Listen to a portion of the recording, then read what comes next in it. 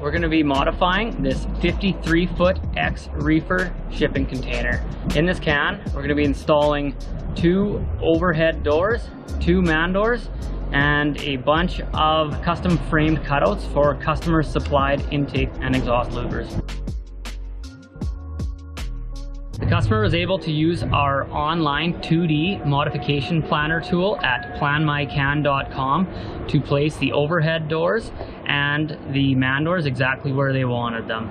You'll see here we've marked out all the doors and everything already, and we've got the container up on our modification beams just off the ground. We've supported the underside of this container in a couple places just so that as we're cutting the openings out prior to installing the frames, we make sure that we support that floor and don't get too much sag. Another thing to note is when we do cut these out, which we'll be doing right away here, is we use a metal cutting skill saw. So this saw right here, it's got the carbide tooth blade on there. It works really well and goes through the aluminum very easily. The wall cavity here is just a lighter gauge exterior aluminum. There will be studs every 2 feet or so. And then on the inside, it's that white fiberglass FRP panel. So we will let the boys get at it and check in on them after they've cut out all the rough openings.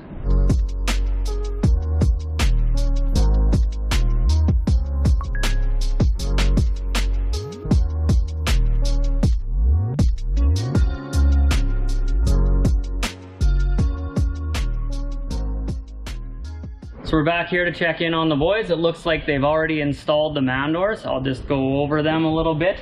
So these doors here, they're getting installed on this aluminum insulated container. Difference with the install is that up at the header, we don't use the rain drip because we want to leave the container as insulated as possible. Once I jump inside, I'll show you what that means, but you can use the rain drip. It's optional if you want to use one. You want to use the end wall version, not the sidewall version, which has the angled profile. Give you an idea how this door works here. So it's got the automotive grade door seal that closes and seals very nicely and allows for flexibility and movement. And here is the inside of the door. You can see we've cut the hole as tight as we could so that we'll be able to actually just either silicone that or up at the top. You can stick a straw of spray foam and then silicone. So if we were to use the drip edge, we would have had to cut this opening 2 inches higher, and then we would have had this hollow void here with no insulation. So we chose not to. Up at the top on the outside, we'll just silicone the top edge.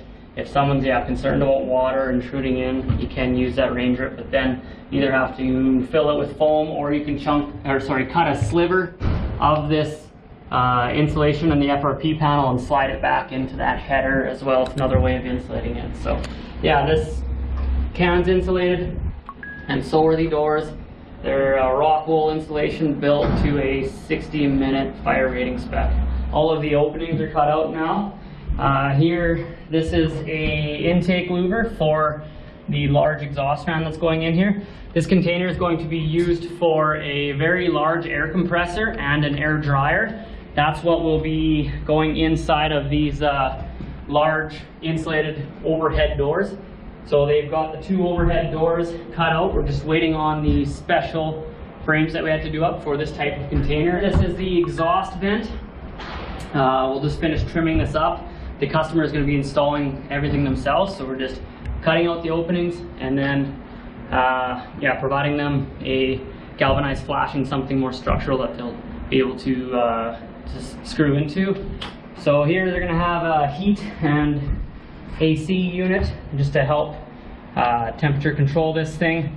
It's going to get super hot in the summertime. They'll probably just continually run that fan to be exhausting all the hot air out. But in the winter, they'll probably not run that. And the air compressor probably generates enough heat to heat this building, but if not, there is some auxiliary heat here. So yeah, second overhead door, another man door for access because you won't be able to get around the generator that's in here, and then the other louvers. So they'll be pulling air from kind of the bottom on both sides and then across the can out the exhaust vent. And so here on the end wall, one of the cutouts from the overhead doors, we've reused the cutout. So we have a similar interior finish on the inside of the can. We like doing it this way, so Here we got the fiberglass FRP panels, the same 2 inches of foam, and then on the outside we've left a flange all the way around that allows us to self-tapping screw back into the frame here, and then if there's any little gap there, we'll fill that up with foam and silicone. One thing I'd like to point out is when you're marking out your openings for cutting into the structure of these containers, they have vertical studs running every 2 feet or so. So rather than install this opening right here and get rid of 2 of the structural J channels, we can just center it in between and only get rid of 1. So if you do proper planning when you're modifying these X reefers, same goes here, then you're going to make sure that, yeah, you retain as much structure as you can and reduce the, opportunity for sag. So we've centered the man door between 2 posts. We've only cut through 1. I think the customer wanted it, you can see right here, they wanted it this far over. We've just gave them a call and said, hey, if we move it over this far, does it matter? Because it's going to make your can a lot stronger. This container had a few cuts and bruises on the outside, so another thing to show you is we had to do a few patches. So from the other cutouts, we've taken the same aluminum sheeting that's on the exterior of the container, cut out a patch larger than the hole, drilled multiple holes in it, riveted it all the way around, and then a very good silicone job to make sure that no water protrudes through the opening. So I'm just getting back to the yard. I was at the steel processors. We picked up the overhead door frames. We had to develop a special overhead door frame for this customer because the height requirements of the compressors that are going in this container. So a lot of times we have to go back to our 3D modeling software and tweak our model just to meet our customers' demands. And so yeah, definitely this time there's some custom framing required. And so here is our overhead door frames. These are slightly different than our roll-up door frames. It's more of a J-channel style that surrounds the foam wall structure that it's encompassing. So the header here, this is on the outside, this is on the inside. For the overhead door, we do a nice big tall header that helps span that distance, but also in the middle it gives the overhead door installers a place to mount their spring hardware. The threshold plate, we return fold it downwards. That allows us to bolt into the bottom channel or footer of the container just to help with the rigidity of the 7-foot span here. And then finally, these side pieces are very similar to our roll-up door sides, just slight tweaks for the way that the header connects to them. And then still on the inside of the can, we allow it to come further up, and that's where the overhead door installers will install their tracks. So we got the left, right, and lastly the header. So these are all purpose-built for this exact modification, this exact customer's demands. Ever any other customer looking for something completely custom, we can always play around with our spans. We don't like to go much more than typically 8 feet on this style of container, and you can span up to 10 on the steel corrugated containers, but beyond that, then you get into needing some engineer stamped structural kits. Now today, new day, we're just going to get these 2 frames installed and ready for the overhead doors. They're coming tomorrow. So one thing I'd like to note about these door frames is that the order is slightly different than the roll-up doors. So we actually start with the footer on these ones so that we know our framed opening width. And the reason for that is because up at the top on the headers, the side frames don't connect to the header, which they did on the roll-up door frames. So order of this is the footer, the 2 side frames, and then we slide the header up, make sure everything's all squared up. We use a 5/16 self-threading bolt into this thick aluminum frame down at the bottom, and then just rivets all the way around for the rest of it. So we'll get started. So Riley just pre-drilled the first 2 holes.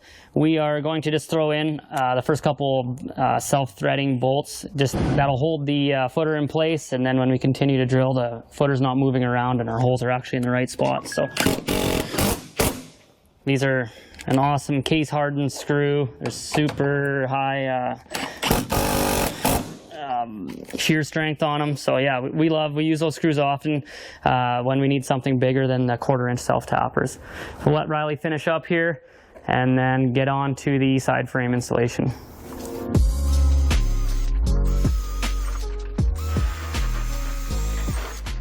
Another thing to note is we were using a 9/32 drill bit. That size can potentially change. So I think this beam here is like 3 millimeters thick. So depending on the material thickness that you're going into, you might need to upsize or downsize that drill bit. With this footer here, now that it's all screwed in, it's solid. So normally we actually laser cut holes to be able to screw them into the wood floor containers, but this one isn't wood. But the threshold plates are not typically return folded downwards. So with this, it's actually a lot more of a solid connection even without any screws here than what a normal threshold plate would be in the wood floor. So we're happy with it. So make sure everything's all flushed up nicely here. Riley's pushing on it, and held it in place there for me. So we just want to tack the bottom corners of the side frame. Now that's held in place, we'll do the same thing on the other side, and then we'll jump up to the top and make sure that the framed opening's nice and square, and then get the header tacked up and finish up the sides. So we've got the header held up here. We can kind of square it off, make sure that the opening's square. Then we'll jump inside and we'll just tack it in place with a few rivets up at the top there, and then we'll jump back out here. We have to pre-drill the hole, so we want to hit these aluminum studs in these aluminum containers. So we're going to pre-drill where the studs are, and so it's a good idea just to measure corner to corner and make sure that you're square. Bang on. So if you've ever installed an overhead door, you know that your tracks actually come up higher than the door opening itself, and that's why we continue these side frames further up as pretty much as high as we can go to the roof. And then we've also laser cut holes up at the top here to make sure that we're hitting this aluminum flashing. So here at the header, we just have to push up to make sure that it's nice and level across at the bottom of the header. So now we got that tacked in. We'll just quickly rivet the side frame and continue on all the way along. So we got the header up in place here. We're going to tack the two front corners of the header just to make sure that the opening's nice and square. And then once we have those tacked, we're going to drill through the aluminum studs that are in this container, and then use our 5/16 self-threading bolts in there because they're much stronger than a 1/4-inch rivet or self-tapping screw. So we have this container all ready. The frames are in and prepped for the overhead door installation. The contractor is coming tomorrow to install the doors, and hopefully they'll allow us to follow along as they get those installed and show you guys how that's done.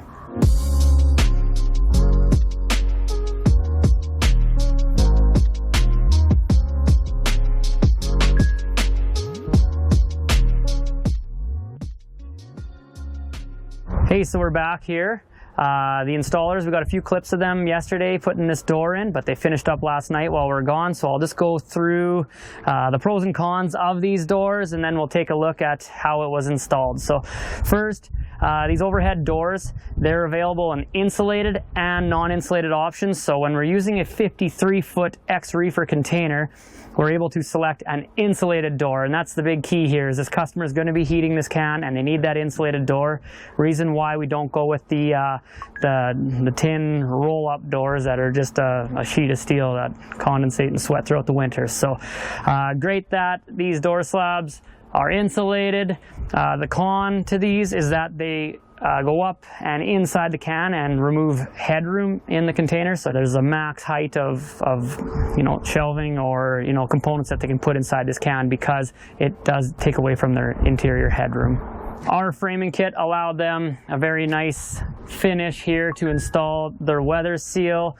A few things to note about these doors: it's a commercial slab, and then they use a 2-inch residential track. That track allows the 12-inch radius and gives us the maximum height on the interior, where commercial tracks often are 15-inch radius. So yeah, we get that max rough opening height with this combo. Make sure that your containers level when they show up So if your container, we've had this happen before, is sitting on an angle, they'll bring their level here, they'll install the door perfectly plumb, and then once you level your can, your whole door will be a parallelogram one way or the other and not operate properly, because it needs to be level side to side to run down the tracks properly. Another thing about these doors is that common stocked panels are 21 inch or 24 inch heights.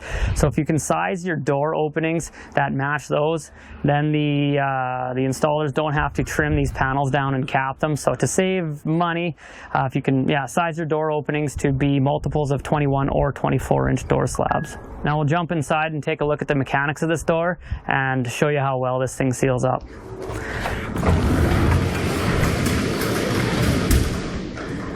Another thing here is this is a manually operated door, so it's just lift. It's spring tension that allows it to raise and stay up high. These do come with electric operators. They have two different types. There's either the one that just runs along the center like every garage door, or there's actually a side operator system. So on the side walls of containers, we actually like to go with that side operator. But when we put these overhead doors in the end wall of cans, there's no room on the side to mount that, and then we're stuck with that centralized electric operator. So here's the inside of the door. They come with an interior locking mechanism. We got the rope here just to help you grab the door and pull it downwards once it's open.